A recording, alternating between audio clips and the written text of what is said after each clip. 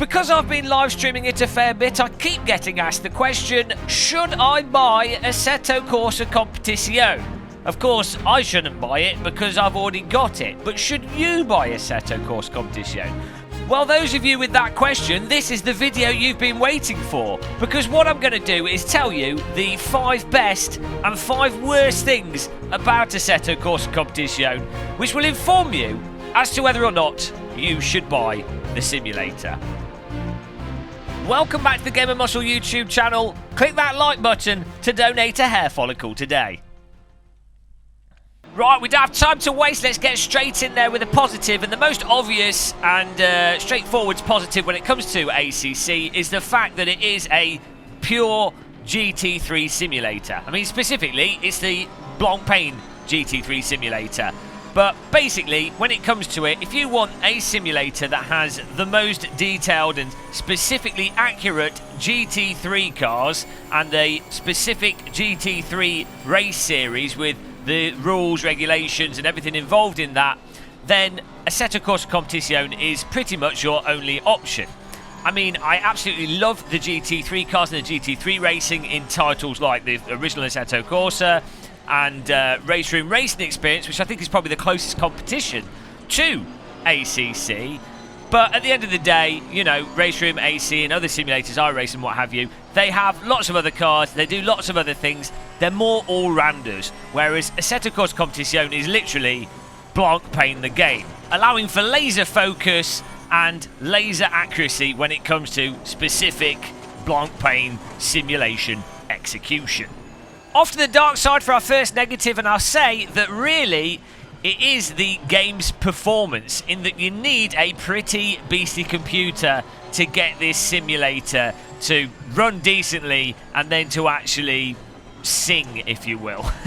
If you really want to get this to work on a lower end system, you'll have to turn the graphics right down, and it will actually start to look worse than previous titles in many ways, with sort of shadow popping and unclear textures and cars popping in and out of rear view mirrors that look god awful. Also, as it is right now, even if you've got a high spec system, you will really struggle to get a good frame rate out of this for things like virtual reality. So VR players, for the most part, are going to be pretty disappointed with this unless they're happy with using asynchronous space warp, running lower settings and having clarity that's much lower than iRacing, Assetto and Race Room. In fairness to Kunos though, they have improved things quite drastically from update to update, with frame timing especially being much more improved in the last update they released.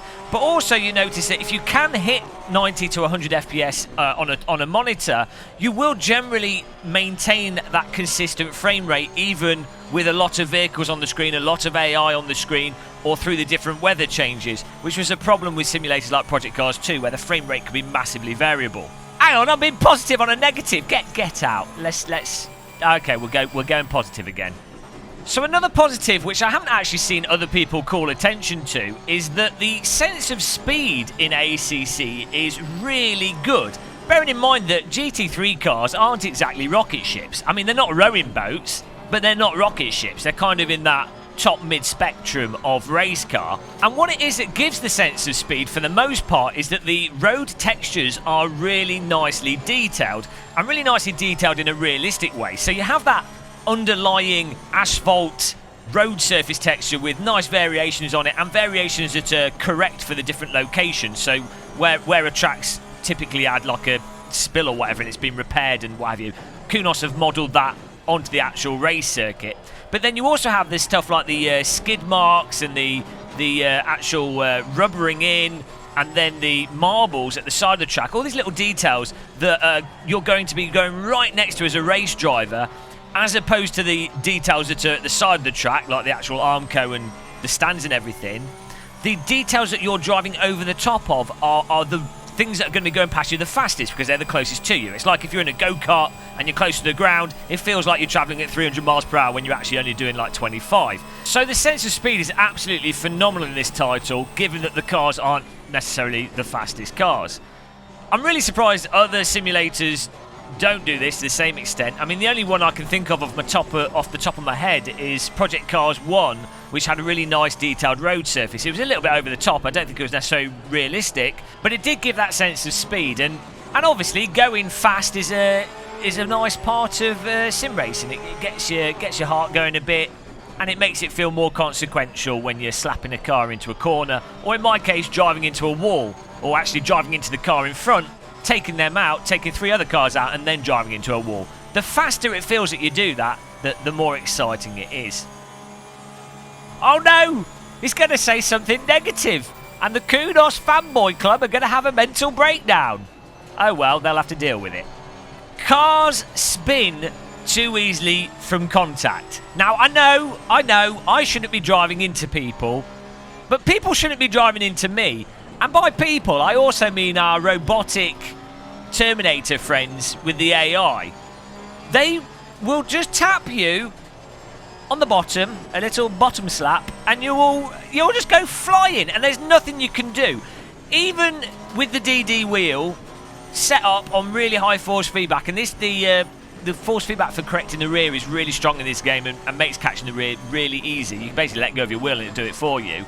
Even with that, you're going to go off like a pinball that's just been slapped by one of the flappy paddles. I don't even know what they're called in a pinball machine. Pinball flipper. That's basically what happens when you're stroked. You're merely caressed. Like a bird could fly past the back of a car in this and just touch the rear bumper with its wing, and the car goes flying off the track. And it's really frustrating. It's really annoying in multiplayer because it punishes the car behind that's trying to actually make an overtake. Obviously the car in front that gets totally bin bagged into the wall. But, you know, GT3 racing, these cars don't have that much speed differential, and a lot of the tracks are quite tight tracks. But I mean, stuff like Brands Hatch, you know, Zandvoort, you've got to really do those side-by-side committed passes. You really have to, like, BTCC your way through. Bit of paint trading, leaning on their door frames. That's just the nature of a lot of the tracks in this simulator and this type of car. So you have to be able to have it so that cars can have a little bit of contact, and not like if you smash into someone or even hit them moderately hard, I'm sure that's fine to cause a disaster. But you know what I'm saying? This is really punishing proper GT3 racing.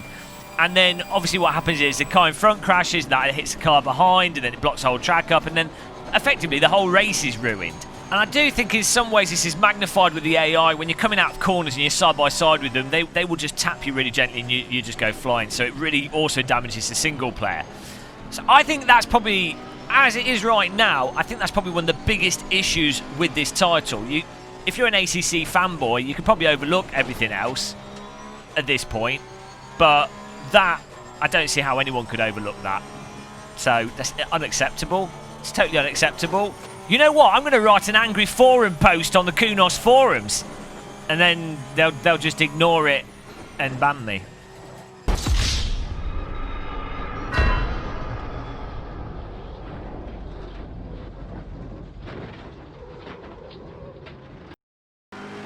Jesus in the sim rig, back from the dead, and let's talk about the good news with our disciples, and that is the sound in ACC is absolutely phenomenal. And I think this is probably, if not the best sounding racing simulator out there.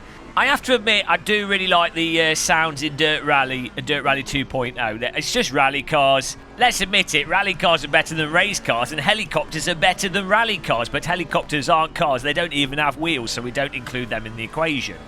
Where were we? Oh yes, this sound in ACC, despite not being rally cars, is the nicest sounding track racer. I think it's pretty fair to say.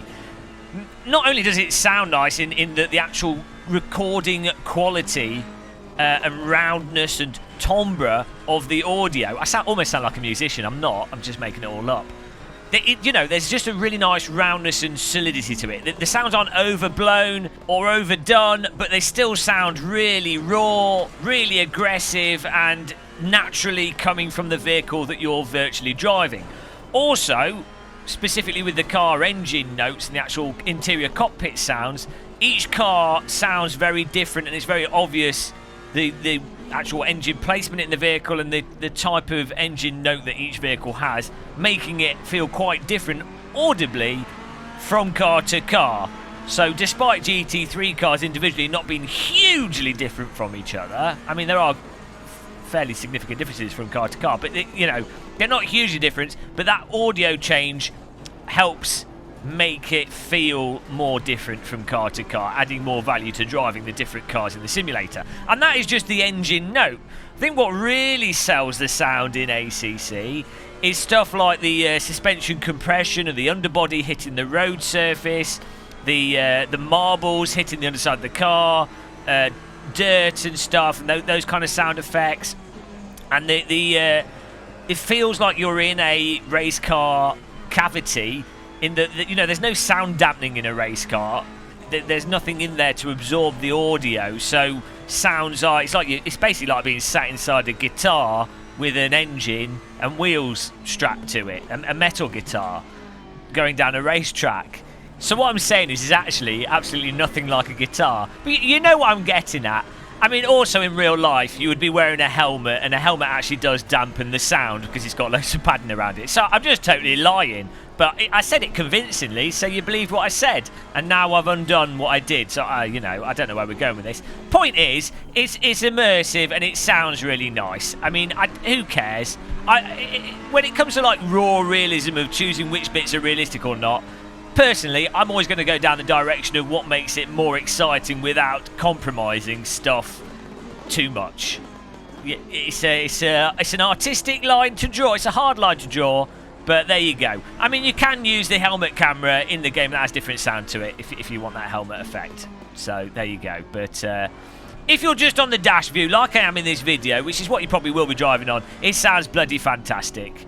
And lastly, in terms of the sound, a really nice thing, and I've not noticed this in other simulators, is when you're just in the pit lane and you've got the cars going past the start-finish line, so when you're doing quali and stuff, that ambience of cars driving past, this simulator does that the best. If you've ever been to a real-world GT3 race or similar race with these sort of cars, there's a very distinct sound to those cars going around the track in the distance.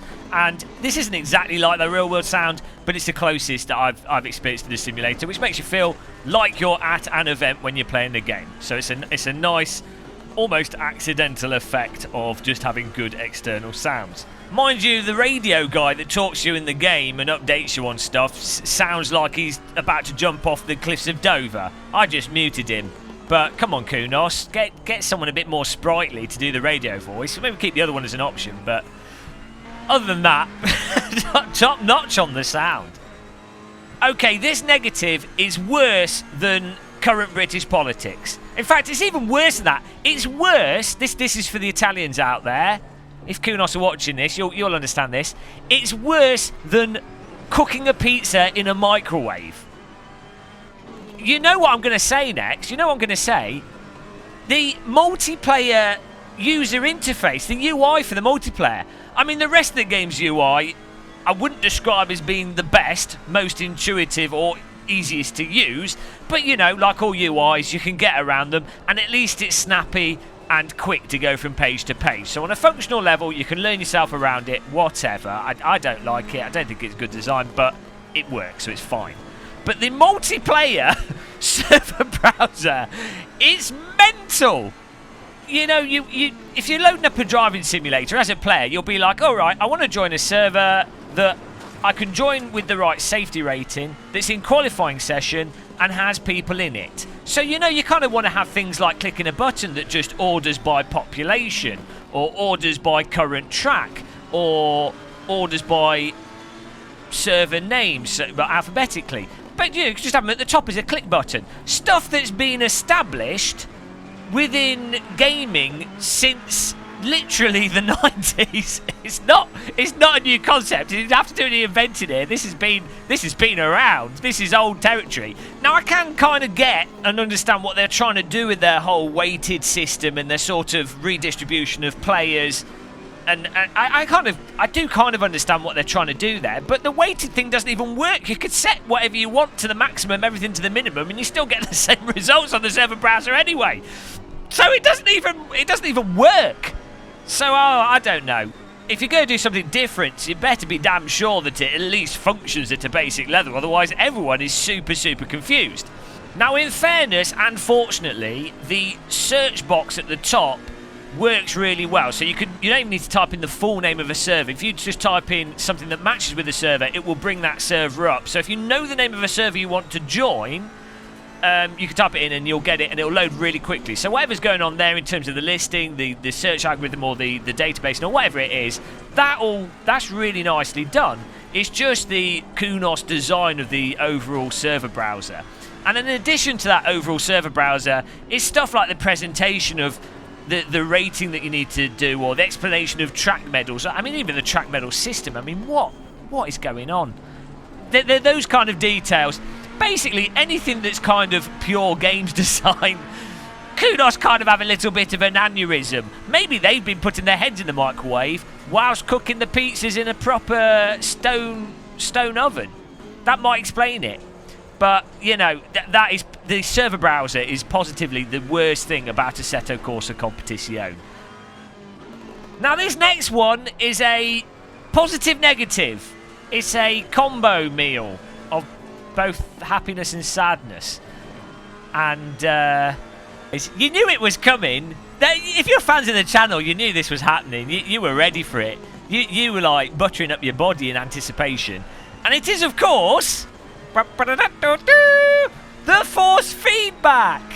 And I'm going to say, you know, it is a positive and a negative in this simulator, because in fairness to Kunos, when it comes to the catching of the rear of the car and the suspension travel and the sort of immediate tyre flex and tyre wobbles and tyre vibrations, ABS, traction control, and sort of like road camber and that, you know, that kind of stuff.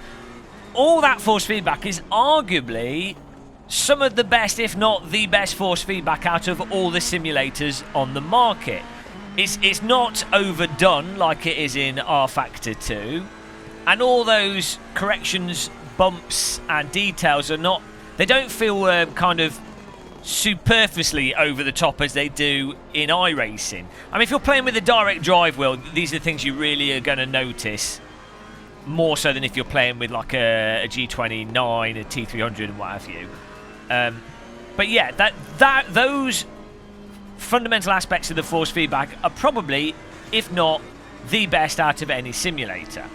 But at the same time, when it comes to how much grip you have on the front end of the car, and if you're getting close or just about to go over the limit, so say when you're going through a corner and maybe you're lifting off the throttle a little bit or getting on the throttle a little bit, or you're trail braking a bit, the force feedback to know how much to lift off or how much to get on it or how much to trail brake and how much room you have before the tyres are going to go over the limit is effectively non-existent.